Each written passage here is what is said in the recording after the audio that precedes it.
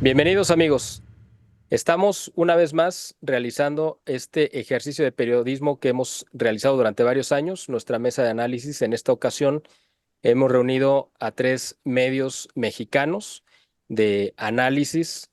Yo me siento muy honrado de poder participar con dos figuras que representan dos íconos del periodismo mexicano, que además son medios de referencia a los cuales yo admiro y he seguido desde hace muchos años, y por eso me siento muy honrado de participar con ustedes.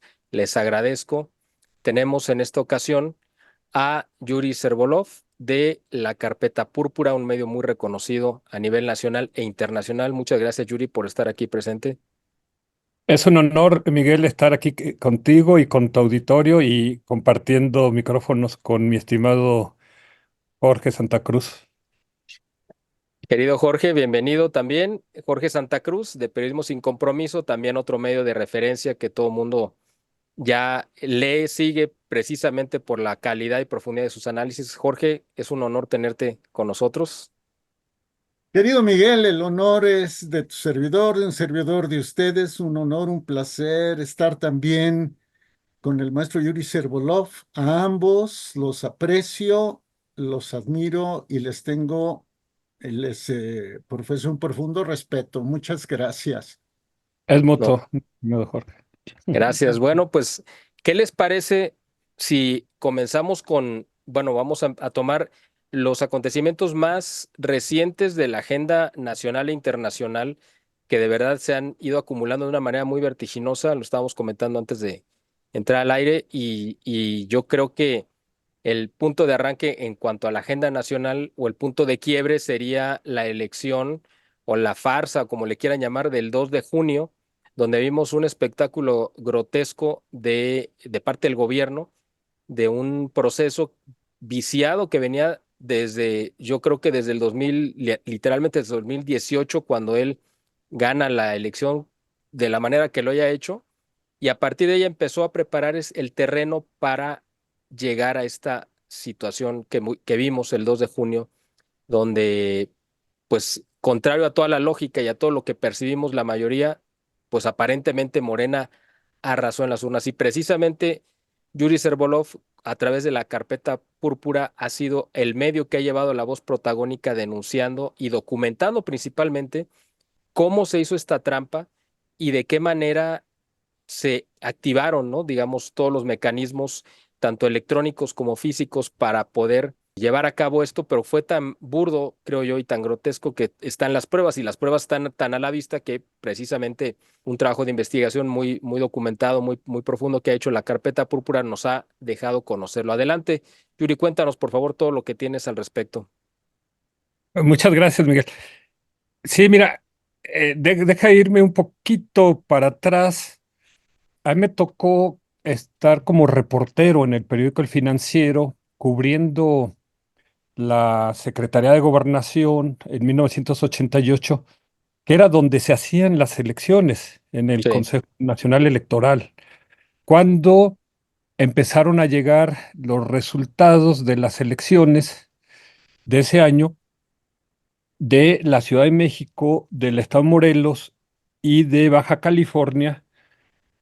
Y curiosamente, aunque unos eran muy cercanos a la capital y otro era pues, muy lejano, en los tres venía ganando el ingeniero Cuauhtémoc Cárdenas.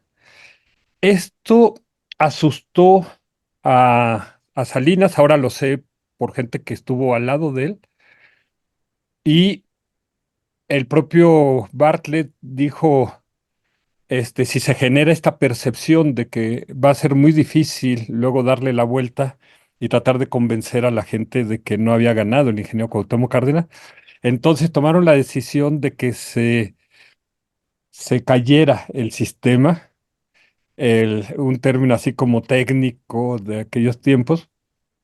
Y entonces el periódico me mandó a mí y a un técnico a que investigáramos qué era lo que había pasado y cómo había pasado. Fuimos a buscar este sistema. Primero quisieron desviar, nos mandaron a Lecumberri, decían que allí estaba, y pues no, los policías nos dijeron, no, aquí no está. Entonces ya investigando localizamos que había dos centros. Uno en los sótanos de Bucareli, que ahí vimos que iba a ser más difícil entrar, pero que habían puesto otro centro donde estaban los cubículos para cada uno de los partidos políticos donde estaban recibiendo la información. Entonces, fuimos para allá y le inventamos al director de ese edificio que queríamos hacer un reportaje de las instalaciones y él mismo bajó y nos estaba enseñando. Llegamos al piso donde estaban los cubículos, nos dijo, aquí está el cubículo del PAN, aquí está el del PRI, nos presentaba, aquí están creo que era el PESUM, si no me equivoco. Cuando recibe una llamada, un mensaje de emergencia de que alguien había infiltrado el sistema. Y entonces salió, pero corriendo, volando, dijo, discúlpenme, aquí los dejo, ahorita, aguántenme tantito, ahorita los atiendo. Y yo me quedé ahí con este técnico y empezamos a oír que en el cubículo del PAN estaban imprimiendo cosas. Y entonces eso nos llamó mucho la atención y pues, si no hay información, si el sistema se cayó, ¿qué estarán imprimiendo? Fuimos a preguntarle al técnico. El, y curiosamente ahora,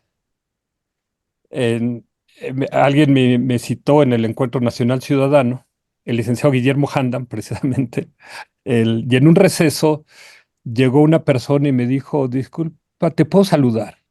Le dije, claro que sí, ¿por qué no? Me dice, yo soy José Antonio Gómez Urquiza. Me sonó el nombre, pero de muy lejano. Y me dice, yo soy el técnico del PAN que te dio las claves secretas donde estaba fluyendo información, porque el río principal le habían bajado el switch, pero había una clave que él tenía y me dice, mira, déjame, te muestro. Me dio la clave, entra y empieza a salir en la pantalla, pero en aquel entonces no había celulares, entonces, pues la única manera yo como reportero de tener un testigo de que el sistema no se había caído, sino que lo habían callado, era llevarme impreso los resultados. Eso se empieza a imprimir y los del PRI, que era el cubículo de al lado, que era el partido en el poder, pensaron igual que nosotros, ¿qué diablos están imprimiendo los panistas si no hay información? Fueron a tocar, ya habíamos cerrado la puerta, ábranos, dijimos, no podemos abrir, estamos ocupados, entonces abran, ¿no? Entonces, para eso le avisaron al director que efectivamente habían infiltrado el sistema, pero que era ahí, exactamente en ese cubículo donde estábamos. Entonces llegó el director con la policía y dijo, abran o tiramos la puerta.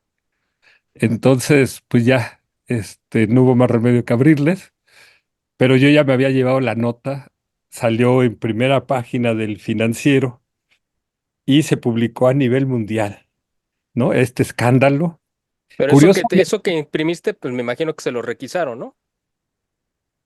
¿O si lo no, pudiste no, rescatar? yo pude salir con eso y con las claves apuntadas y el nombre del técnico. Ok. Entonces, ahora que me saluda, le dije, a ver, dime qué pasó. Me dice tal cosa. Dije, esto nada más lo puede saber él, porque los únicos que estábamos adentro del cubículo éramos él y yo. Curiosamente, el destino, dicen que no hay coincidencias, nos junta en dos fraudes. 36 años después, en el fraude de 1988 y en el fraude de 2024. Le dije yo, oye, me dice, oye, por cierto, tengo todas las copias de los periódicos, de todos los libros, de corresponsales académicos, de dirigentes panistas, Luis H. Alba, que hablaron sobre la caída del sistema. Si te interesa, te doy una copia. Le dije, oye, encantado. Me la mandó, le dije, oye, ¿la puedo publicar en una página web? Me dijo, sí, adelante. La publico y al día siguiente me llama él para decirme, oye, ahora yo te quiero pedir un favor. ¿Me dejas compartirle el link de la página? Tenemos un grupo como de 20, 30 personas que nos reunimos a hablar de política. Le dije, ya la vio 500,000 de personas. Oh, Sí, la mayoría de los mexicanos tienen menos de 36 años. Entonces, han oído de la caída del sistema. No ustedes seguramente les tocó vivirlo acá a mi amigo Jorge Santa Cruz. yo lo viví en tiempo real, o sea, yo tenía, en ese momento tenía 13 años, pero yo estaba al pendiente y yo lo vi, o sea, lo vi porque me desvelé esa noche, yo que fue el primer acto político al que yo le puse atención. Y yo recuerdo, yo vi o sea, vi cómo estaba fluyendo la información y que estaba arriba Cuauhtémoc Cárdenas y de repente vino el cortón este famoso y cuando regresó el sistema vi que ya estaba Carlos Salinas. Eso no se me olvida porque me marcó desde esa temprana edad. Ok, entonces, si quieres, les comparto aquí el link. En, Se lo va a pasar acá a Jorge para que te lo comparta. Aquí lo van a ver en la pantalla cuando Sí, se vea este porque video, va a estar aquí en la tiene pantalla. toda la historia para que conozcan qué fue aquella caída del sistema. Entonces, regresando, tú decías, bueno, al momento presente, cuando déjame comentar lo que decías.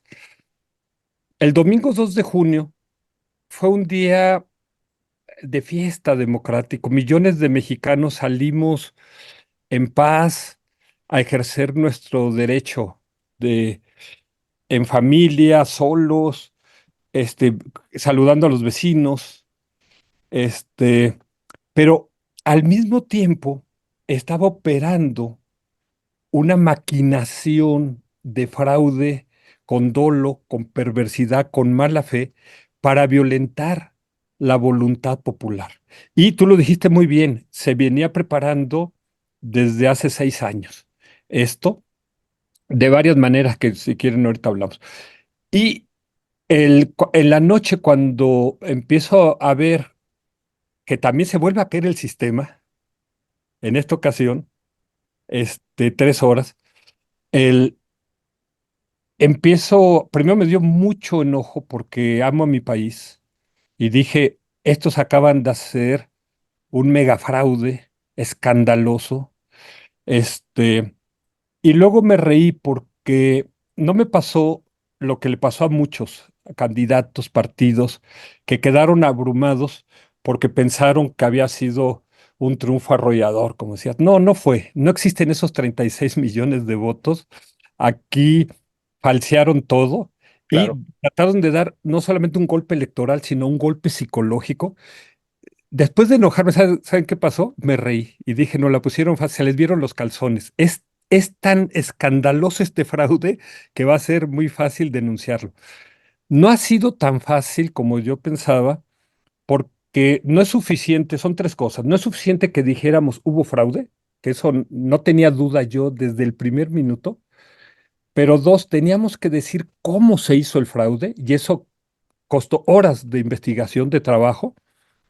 Pero yo estaba como perros a hueso buscando el mecanismo, con qué instrumento lo hicieron, porque teníamos que tener algo y como a mí me tocó encontrar ese mecanismo por suerte en 88, pues yo quería encontrarlo otra vez. No lo encontré. Lo encontraron dos jovencitos, dos héroes de la democracia.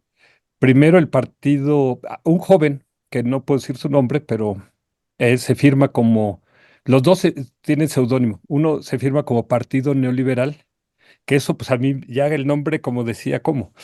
Y que él encontró que habían actas, 3,000 actas firmadas con votos en blanco. Yo dije, eso no puede ser, eso es un delito penal. claro.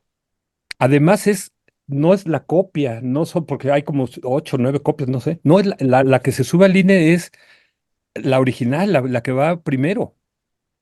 Entonces no es que no pasó Ujú. la pluma o el carbón o lo que hayan usado.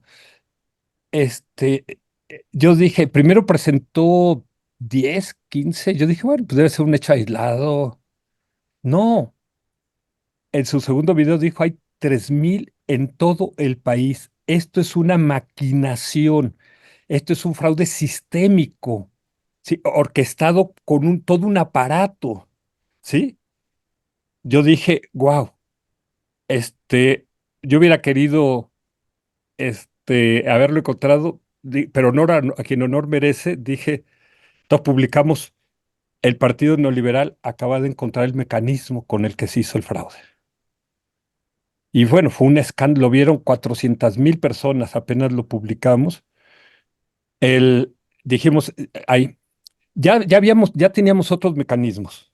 Ya habíamos visto uno que son curiosamente ciudadanos que los han encontrado, como por ejemplo, Ciudadanos por México que encontraron que en vez de los 500 millones de pesos que autorizó el INE para las campañas de cada candidato a la presidencia, pues AMLO y Claudia se habían gastado 85,000 millones de pesos. Una Si fueran locura. ciertos sus 36 millones de votos, cada voto debía haber costado, que, si hubieran gastado los 500 millones, a 14 pesos cada voto, pero les costó 5,000 pesos cada voto. Eso es un escándalo. Otro, pues tuvimos un árbitro vendido, tuvimos las intervenciones del presidente que ya fue sentenciado por el tribunal como delincuente electoral, el uso de 26,000 siervos de la nación que durante 6 años estuvieron recogiendo copia de la credencial del lector de la gente para coaccionar su voto, para comprar su voto. Y bueno, podemos seguir. Y luego me mandan otro video, entro a verlo y pues no lo podía creer porque hablaba de que había clonación de actas, duplicación de actas. Dije, no, a ver, no. Entonces tomé, O a sea, ver qué aparte de cosillas. esas que venían en blanco, ¿no? Aparte de las que venían en blanco, de un tal Gomo, un joven que se firma Gomo. Entonces voy a la base de datos del PREP y las veo y digo, en la torre, bingo, 850 actas clonadas. Entonces regreso a ver el video de Gomo, ya lo habían censurado. Uf, Y el animal político puso a su sabueso a que hiciera una contrainvestigación, que no la hizo, simplemente dijo, es falso lo que dice Gomo, pero Gomo le contesta y dice, no, es cierto, por esto, por esto. No investigaron, aquí están las pruebas y todo. Y cuando las checamos, nos da. Entonces yo le pedí al Partido Neoliberal, les dije, a ver, hagan una investigación paralela a ver si esto es cierto. Entonces, 3 investigaciones llegaron al mismo resultado. Ahí están. Es más, detectamos 10,000 casillas con resultados duplicados.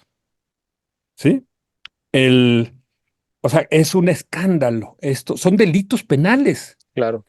Cada acta firmada por 6, 7 personas tendrían que ir a la cárcel esas 7 personas. Y si hay 3,000 actas de esta, estamos hablando que tendrían que ir a la cárcel como 21,000 personas.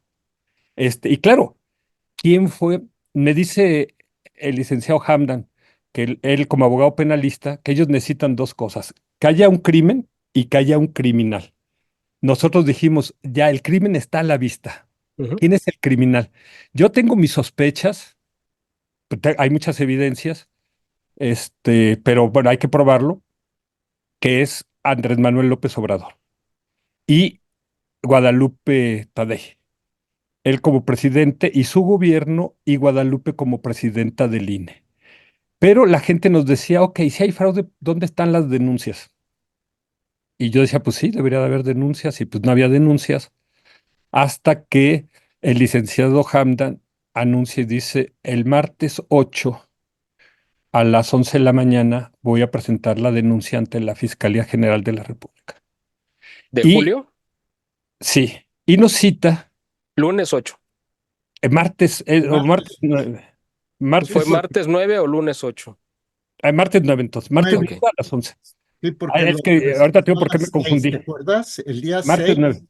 El día 6 lo presentó, pero en la alberca olímpica, ¿no? Lo anunció ahí, lo anunció ahí en la alberca olímpica, pero cuando llegamos con el licenciado Handa nos dice, ya la presenté, al día de ayer, el día 8.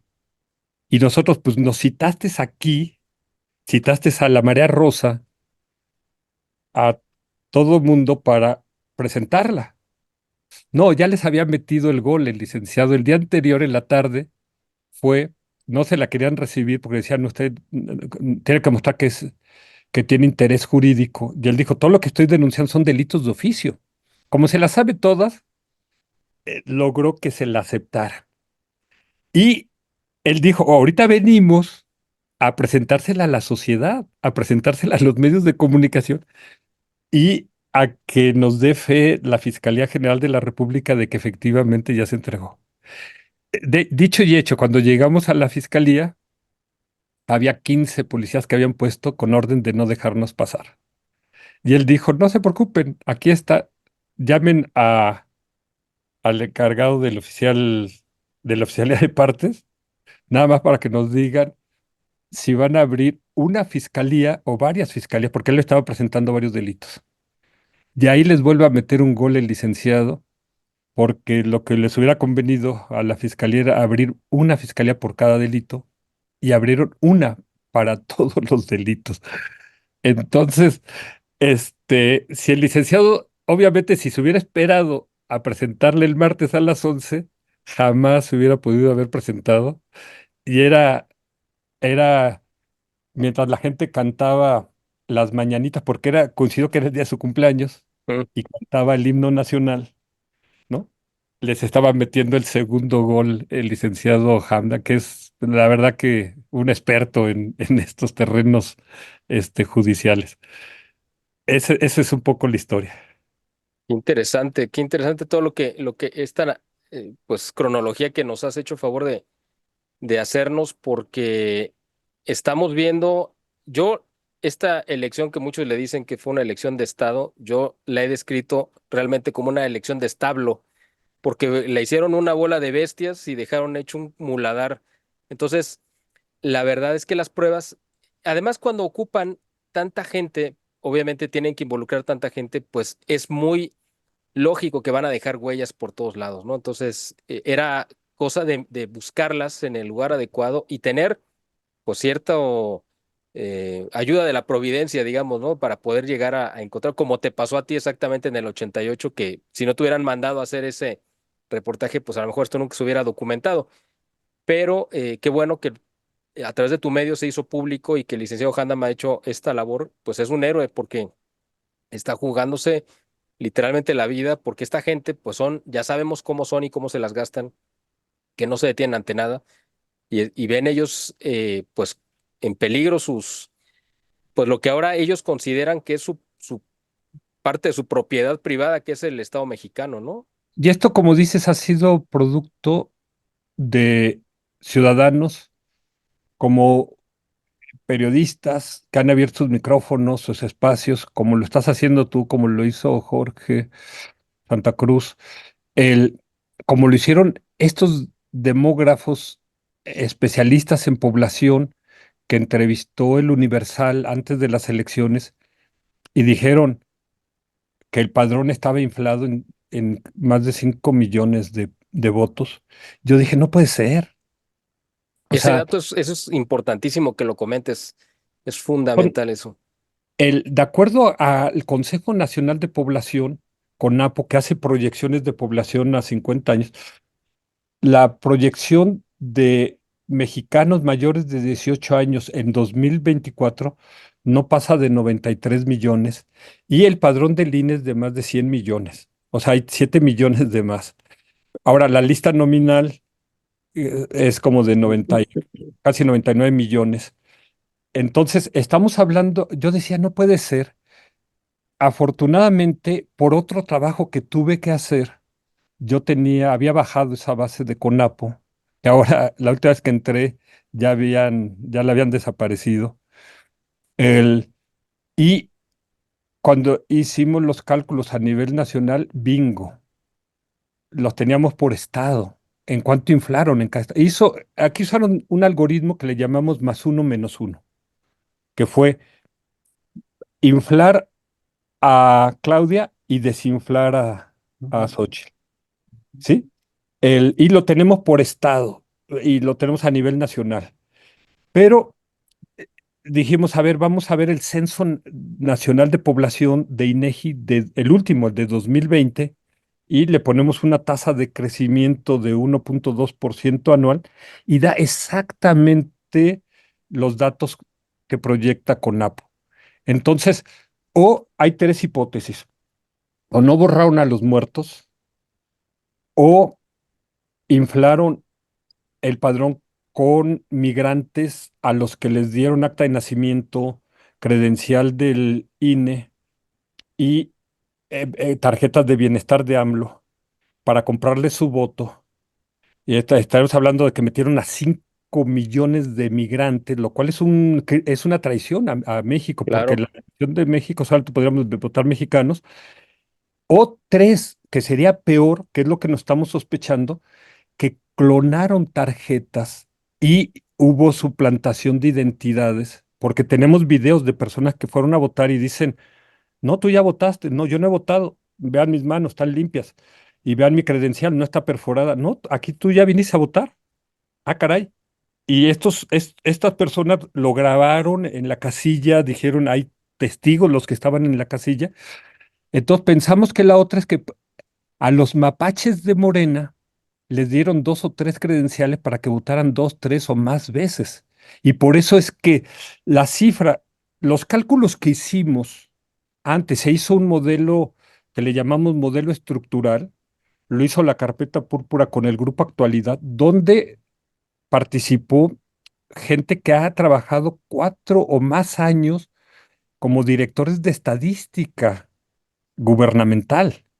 O sea, estamos hablando de gente que se la saben todas, y en ese modelo veíamos que no había manera, en el mejor escenario que era utópico, que no existía, Morena no podía, y sus aliados no podían pasar de 31 millones de votos, por, pero no podían llegar a eso porque en 2021 habían tenido 3,5 millones de votos de castigo.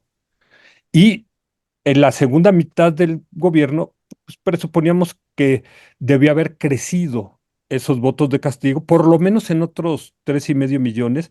Yo calculo que más, hasta que se habían triplicado los votos de castigo hacia AMLO, como nos daban las encuestas de popularidad, que él llegó a tener 81% de popularidad en febrero de 1989, y ahorita estaba rondando los 50. Se había perdido del 25, 2000, 30 del puntos 2019, ¿no? de 2019, sí, Ujú. a la fecha. Entonces, el, no hay manera de que Morena y sus aliados pudieran llegar a 36 millones. Y en el caso de la oposición, el, tomando las tendencias históricas, las tendencias político-electorales, lo que decían los expertos, lo que dicen los analistas, lo que decían los candidatos, no podían estar menos de 23 millones de votos. O sea, ese es un análisis muy serio, muy riguroso que se hizo con solo dos supuestos: el incremento poblacional y el reacomodo de las fuerzas políticas. O sea que no hay este truco ahí. Entonces, que digan que Xochitl tiene 16 millones es totalmente incomestible, increíble, inadmisible, y que Claudia tenga 36 millones igual. Entonces, ahí se prueba bueno, ahí se ve el algoritmo utilizado, el más uno menos uno, el inflar e inhibir, ¿no? El, entonces, hay, esto nos ha llevado a que le llamemos un fraude multifactorial, porque son muchos factores. O sea, se trataron de pasar de inteligentes y dijeron, bueno, clonamos unas poquitas actas de acá, duplicamos actas acá, Le damos votos a los migrantes. clonamos actas, otras las dejamos en blanco, le damos votos, ¿sí? Y Hicieron entre de todas todo, hicieron de todo, un poquito de todo para que no se les viera, pero finalmente, como decía yo, se les vieron los calzones. Y claro. los calzones están a la vista. Es la elección más sucia que a mí me haya tocado ver. Y eso que me tocó ver la de 1988. Jorge, Sí, mira, tengo muy poco que agregar a lo que Yuri ha investigado y ha recabado de primera mano. Sería de mi parte ocioso bordar sobre lo mismo.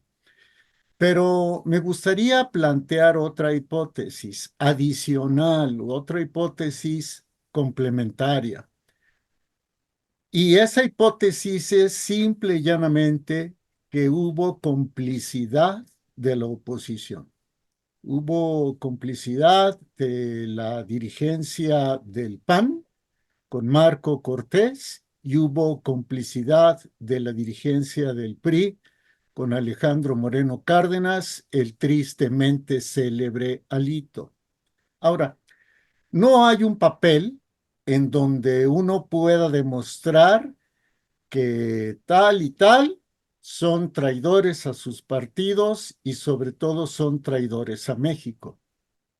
Pero lo que sí se puede demostrar, y son hechos, ustedes los pueden revisar, es que, por ejemplo, en el estado de Michoacán, donde se esperaba que el Partido Acción Nacional tuviera un muchísimo mejor desempeño en las elecciones locales, Congreso local, municipios, etcétera, el único que ganó, el único diputado local que ganó, fue el hermano de Marco Cortés. Y todos los demás candidatos a los cuales se les daban ciertas probabilidades fueron borrados, ¿no? Por el otro lado, en el ámbito del Partido Revolucionario Institucional, lo que queda del partidazo, ¿no? Lo que queda del PRI. Mm, Alejandro Moreno Cárdenas no aportó a la alianza, y si estoy equivocado, Yuri, corrígeme, no aportó a la alianza ni siquiera 6 millones de votos, cuando con Enrique Peña Nieto había estado cercano, si no me equivoco, a los 18 millones de votos, ¿no? Sí, Entonces, es muy probable que se haya negociado con el voto duro del PRI el que en lugar de votar por el PRI, se votara por la candidata del oficialismo, ¿no? Por lo demás, también hubo un esquirol, y eso hay que mencionarlo muy claramente, y ese esquirol jugó a favor de Claudia y jugó en contra, yo no diría que de Xóchitl Gálvez, porque a la fecha, es un paréntesis, a la fecha, el papel de Xóchitl Gálvez me parece tibio. Todo esto que presenta Yuri, que ha recopilado Yuri, todo esto que ha hecho el licenciado Guillermo Handam por su parte, lo que ha hecho Gomo, lo que ha hecho el Partido Neoliberal, lo debió haber encabezado Xóchitl si hubiera querido tener un verdadero liderazgo opositor a nivel nacional, y no lo hizo. Eso de que se gritonearon ella y Marco Cortés el día en la noche después de los comicios, pues sí, sí ocurrió, pero no es una evidencia contundente. Lo contundente es que Xóchitl sale a decir, pues ganamos, pero perdimos, en síntesis, y luego días después organiza un carrusel de medios y dice, no, yo con mi mente matemática entendí que lo que decía el programa de resultados electorales preliminares era cierto y que no había manera de revertirlo. ¡Wow! Cuando lo lógico es que digan, hubo una elección, lo que se tiene que hacer es devolverle la medicina al observador, casilla por casilla y voto por voto. ¿Qué esconden? O sea, si tan seguros están de su triunfo, que se exhiba todo. Ese es, considero, una falla de las democracias, por ejemplo, mexicana, o de la democracia, por ejemplo, venezolana, en fin. Entonces, la oposición, desde mi muy particular punto de vista, jugó un papel que le facilitó a Claudia el triunfo. Ciertamente el triunfo, y lo voy a poner entre comillas, por ahí en alguna entrevista, su servidor dijo a la virtual presidenta no electa, sino a la virtual presidenta impuesta, ¿no? Ujú. Em, Se sabía, por otro lado, bueno, cierro, desde mi perspectiva, el desempeño de Xochitl fue tibio, si no es que frío, ¿no?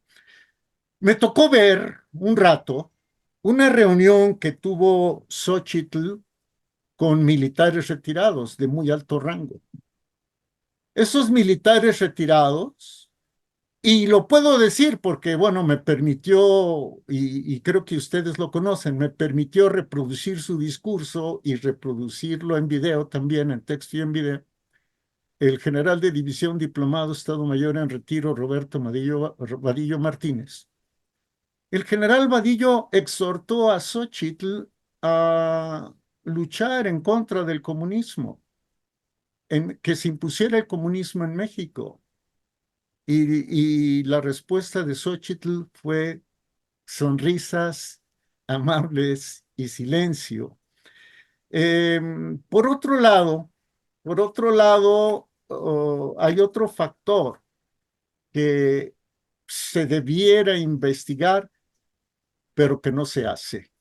Y es el factor disuasorio que jugó la delincuencia organizada. Su servidor tiene conocimiento, por citar simplemente, en el estado de Michoacán, que en aquellos distritos que correspondían a municipios, donde, por ejemplo, el PAN tenía amplias probabilidades, simple y llanamente hubo bloqueos y no se dejó que la gente llegara a votar, ¿no? Y no quiero hablar de los candidatos que se retiraron por temor, etcétera.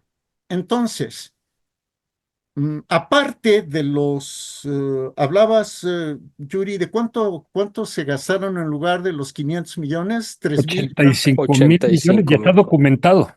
85,000 millones por parte de la Cuarta Transformación. Sí, así es. ¿Cuánto metió el narco? Sí, sí. ¿Cuánto? Bueno, Sí, hay 1,800 casillas zapato, donde Morena se lleva el 100% de los votos y el PAN se lleva 0 votos, que es La totalmente... alianza se lleva cero. ujú. Pero me refiero en dinero, Yuri. ¿Cuánto dinero gozó la 4T? ¿De cuánto dinero gozó Claudia Sheinbaum? Aparte de los 85,000 millones de dólares, Pues calcúlale, tapizó todo el país con espectaculares, con pinta de bardas, sin que a la fecha haya transparentado de dónde salió ese dinero. Y Yo creo que que fue dinero del narco. yo creo que de aquí al 1 de octubre nos vamos a enterar cuánto dinero fluyó, porque ya tienen allá a un A quien lo soltó el dinero. exactamente a un invitado VIP en Estados Unidos que va a soltar mucha información. que desde mi perspectiva, esto, y Yuri es el especialista, tú, Miguel, esto está encadenado o está concatenado con el tema de la elección. Claro, Cierro finalmente con un testimonio, no es de primera mano, pero sí la persona que me lo dio, lo investigó. Me refiero a la periodista Anabel Hernández, cómo tiene documentados los vínculos del presidente de la República y de su gente más cercana o alguna de su gente más cercana con el cártel de Sinaloa. Y con esto cierro para que ustedes, por favor, enriquezcan. Hace cuántos días fue el 25, ¿no? Que de repente aterrizó por ahí cerca de Texas, cerquita de la frontera de Texas con Nuevo México, un avión, no una avioneta, un avión importante, un avión de, llamémosle así, de lujo, con Ismael El Mayo Zambada García y con uno de los hijos de Joaquín Guzmán Loera, Joaquín Guzmán López. Joaquín Guzmán López. Bien. Déjenme nada más anotar tres cosas interesantes. Una, el gobierno de los Estados Unidos no informó nada al gobierno de México. Por algo será. Dos, Joaquín Guzmán López, quien seguramente, de acuerdo a los testimonios de Anabel Hernández, sostuvo grandes bacanales con los hijos de López Obrador. Joaquín Guzmán López tampoco avisó al gobierno de México. Ni el gobierno de los Estados Unidos, ni el Chapito tuvieron confianza en el gobierno de México. Y tres, independientemente de que sea el cártel de Sinaloa, algunas cabecillas del cártel de Sinaloa, algunos cabecillas que hayan negociado con Estados Unidos, ¿cuál ha sido el cártel consentido del régimen? Y si a pesar de que el régimen tiene como consentido al cártel de Sinaloa y Joaquín Guzmán López no informa y el gobierno de los Estados Unidos tampoco informa, estamos entonces ya ante una relación que bien pudiéramos llamar relación rota o fallida, que pudiera derivar después en muchas otras cosas. Entonces, la elección no es un caso cerrado, aunque le van a echar tierra. El tema del Mayo creo que no es un tema cerrado. Y por último, ahora sí, aunque en Venezuela seguramente hay manos extrañas y si hay tiempo lo explicaré, mi inferencia lógica, aquí en México no se dio el fenómeno de allá en Venezuela, donde decenas de miles han salido a protestar, mientras aquí en México, como que, bueno, pues ya pasó. Entonces, de momento es lo que yo quisiera abonar, si ustedes me lo permiten. Interesante. Yo quiero ponerles una hipótesis aquí sobre la mesa para que hagan favor de comentarla en relación a todo esto que hemos estado comentando. Yo creo, esa es mi opinión, que bueno, ustedes saben muy bien que el gobierno de Biden ha sido muy blando con López Obrador por muchas razones.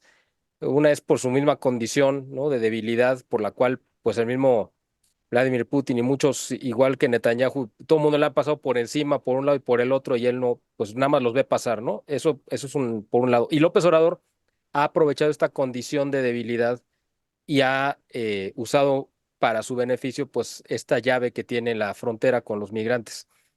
Yo creo que esta posición del Partido Demócrata iba a cambiar probablemente, o estaban esperando el resultado de la elección en México, que yo creo que ellos también esperaban que iba a ser, bueno, como yo creo que sucedió, y yo creo que Yuri también lo cree, y me imagino que tú, Jorge, también, que realmente sí fue derrotado el gobierno del López Obrador, realmente, pero pues con todo esto que muy detalladamente nos narró Yuri, pues quedó demostrado que se hizo un megafraude. Entonces, yo creo que el gobierno de Estados Unidos tomó la decisión de cambiar las reglas del juego por una razón muy concreta.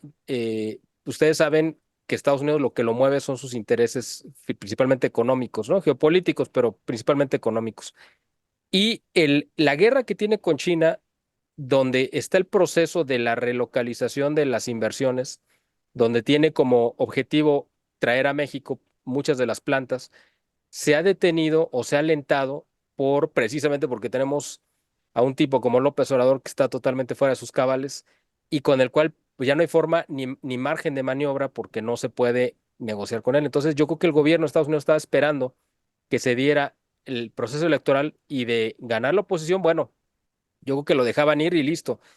Pero ahora con esto más, y yo creo que aquí es donde hay que también poner la atención, esta locura de López Obrador de creyendo tener, porque no la tiene, pero creyendo tener la mayoría calificada del Congreso y que la va a querer conseguir a como dé lugar, y lanzarse en contra del Poder Judicial para desbaratar pues el pacto republicano y convertirse en una especie de monarquía.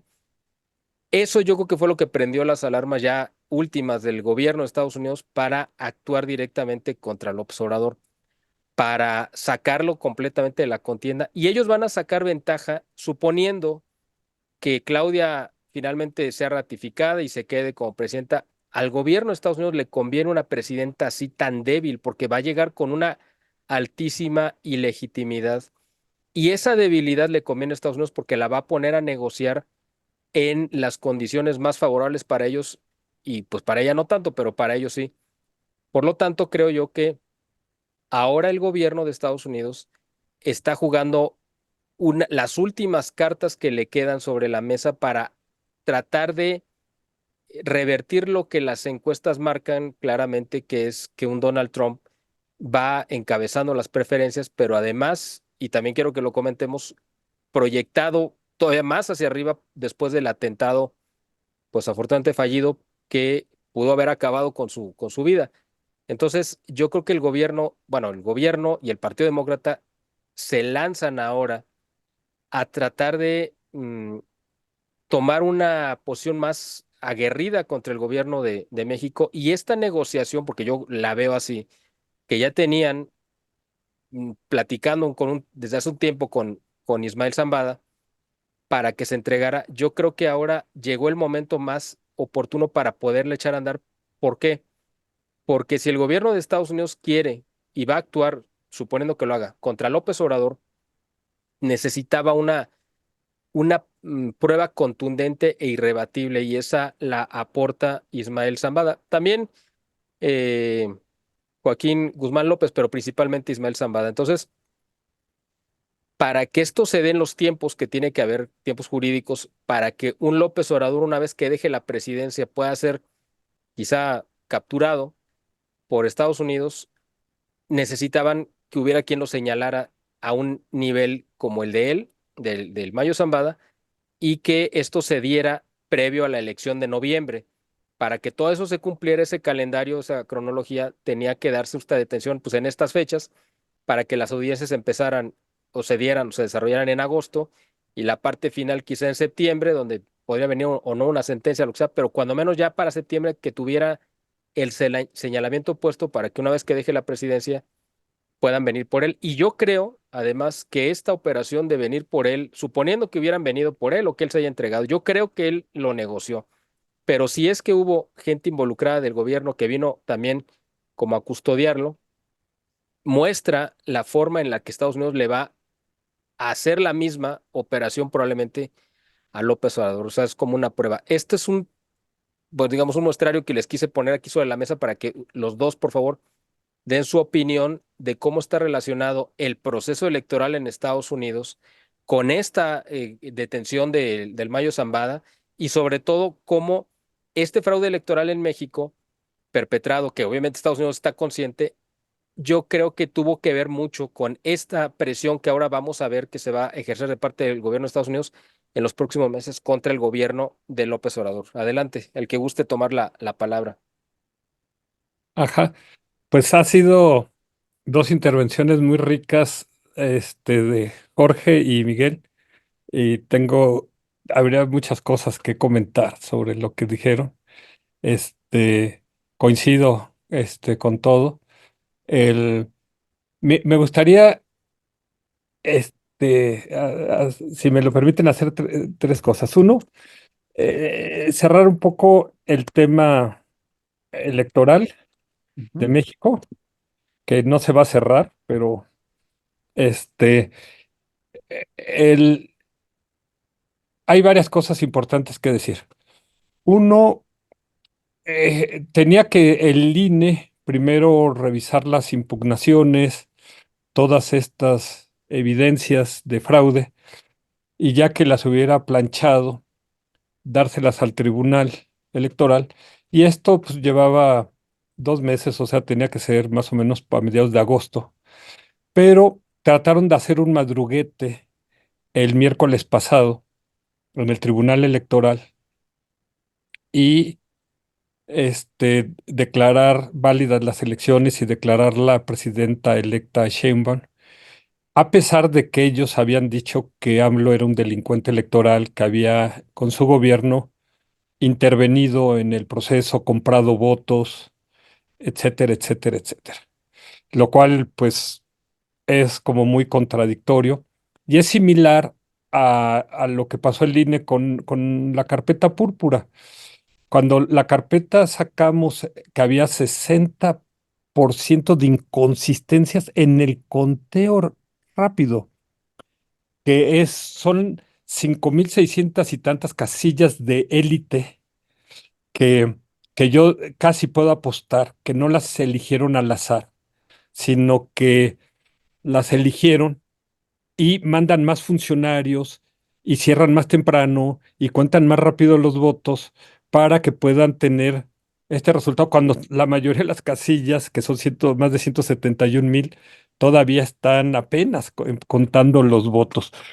El, la carpeta púrpura, cuando analizamos la base de datos del conteo rápido, encontramos 60% de inconsistencias en el número de votos. 50% de inconsistencias en el voto de Xóchitl, 40% de inconsistencias en los votos de Claudia Sheinbaum. Entonces el INE nos manda, y como lo vieron esto más de 400,000 personas, el INE manda un desmentido y pone falso, pero abajo ya les mandé ahí para que lo Y ya vean. se lo mandé a Miguel, ya lo tiene El Miguel. INE Sí, dice, bueno, es cierto, pero bueno, nada más fue la puntita, nada más fue tantito y está dentro del rango que aceptan los científicos.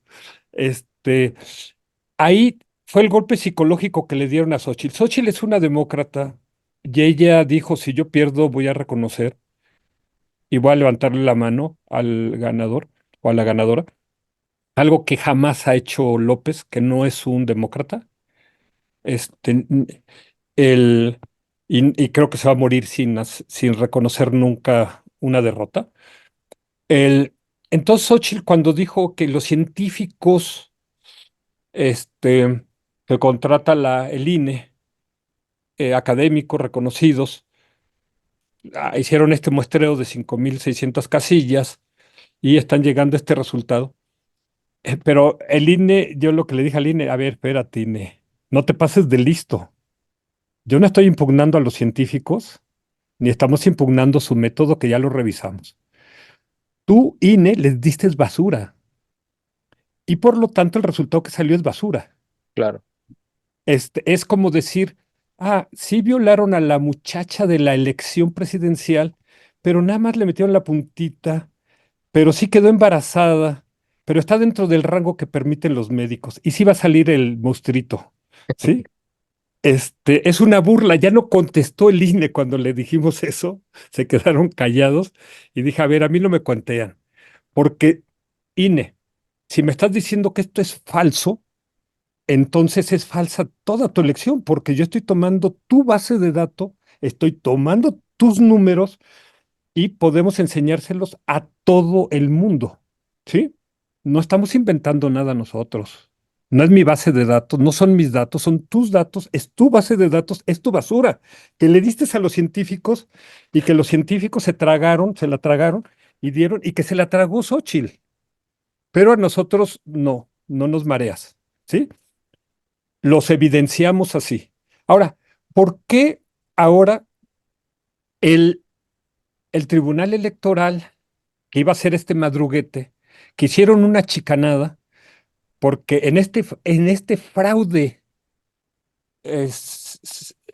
de Estado, que lo que busca es a dar un golpe de Estado y dejar los tres poderes de la Unión en manos de una sola persona, lo cual está prohibido por la Constitución mexicana. Entonces, con el fraude quieren quedarse con el poder ejecutivo como garrapatas, con un poder que no ganaron en las urnas o que no está acreditado en las urnas. Esos 36 millones no existen bajo ninguna circunstancia. Ya lo hemos demostrado con las actas clonadas, con la inflación del padrón, con los 85,000 millones, con los 26,000 cuervos de la nación, etcétera. Entonces, esta elección se tendría que anular y repetir. Probabilidad quizás una en un millón, no me chupo el dedo, no soy utópico, soy realista. El por qué no se atrevieron a hacerlo el miércoles pasado, no sé, quizás mañana sí lo hagan, Pero déjenme decir que si echara para abajo la elección, ya nos podemos olvidar del segundo golpe, que es la sobrerepresentación, de dar un golpe al poder legislativo para quedarse con el segundo poder y entonces sí asesinar a la Constitución política mexicana y irse al tercer golpe, que es aniquilar al Poder Judicial, a la Suprema Corte de Justicia de la Nación y dejar a todos los mexicanos en indefensión, sin el juicio de amparo, ante los actos arbitrarios y de autoridad de un intento de dictadorzuelo que quiere construir su maximato y que obviamente quiere dejar a su Juanita totalmente débil. ¿Por qué? Porque van a tener el poder, pero perdieron lo más sagrado, lo más importante, lo más valioso, el respeto, la credibilidad, la confianza, y Claudia va a quedar con el estigma, con la mancha de espuria e ilegítima. Y AMLO con el estigma de golpista. A mí me tocó en 88 ver igual cómo Salinas, pues lo declararon, pero el que lo declaran legal no lo hace legítimo. Y se quedó con esa mancha de ilegitimidad y por eso trató de hacer los golpes espectaculares para legitimarse. ¿Sí? Entonces, y eso le va a quedar a Salinas y Bartlett, han pasado 36 años y no se han podido quitar esa mancha y no se la van a poder quitar toda la vida. Y a donde se pare Claudia, le van a decir espuria y legítima. Ya la sociedad mexicana se dio cuenta del fraude. Tiene razón lo que dice Jorge, los partidos dejaron solo a la sociedad, pero la sociedad reaccionó. Ha sido Hubo un video donde se denunció el fraude y Mario López de Camino Florido se puso en huelga de hambre y dijo, me voy a morir si no ve 1 millón de mexicanos este video. Yo no lo conocía, le mandé un mensaje, le dije, oye, tu vida es muy importante, estos pejelagartos no valoran la vida, deben más de 1 millón de muertos por la mala gestión de la pandemia, por sus abrazos y no balazos a los narcos. Para ellos una vida que perdida más es lo de menos. En el infierno ya deben una cuenta enorme, ¿no? De vidas. Claro. En cambio, para nosotros tu vida es muy valiosa. Te necesitamos para seguir luchando a favor de la democracia, denunciando el fraude y todo. Pero Ayo dijo, ya di mi palabra. Y entonces el problema es que la gente que lo trataba de ayudar, cuando ponía el video en Twitter, empiezan a abrir una nueva contabilidad. Mm. Entonces fue muy difícil, creo que se tuvieron que abrir como 10 cuentas y finalmente se llegó al 1 millón. O sea, la sociedad mexicana ya vio el fraude, ya sabe que se cometió el fraude. El otro día el licenciado Hamdan me decía, me subí a un taxi y el taxista me venía hablando a mí del fraude, ¿sí? Que él es experto en el fraude, ¿sí? O sea, le podía dar una cátedra al licenciado Hamdan del fraude. Bueno, este, el, entonces, ¿qué es lo que vemos acá? Que esto no termina, además se metió una denuncia penal y aunque la declaren presidenta electa, aunque tome posesión, los fraudes electorales no prescriben y va a quedar meses, años investigándose y si se cierran las instancias nacionales se va a ir a instancias internacionales.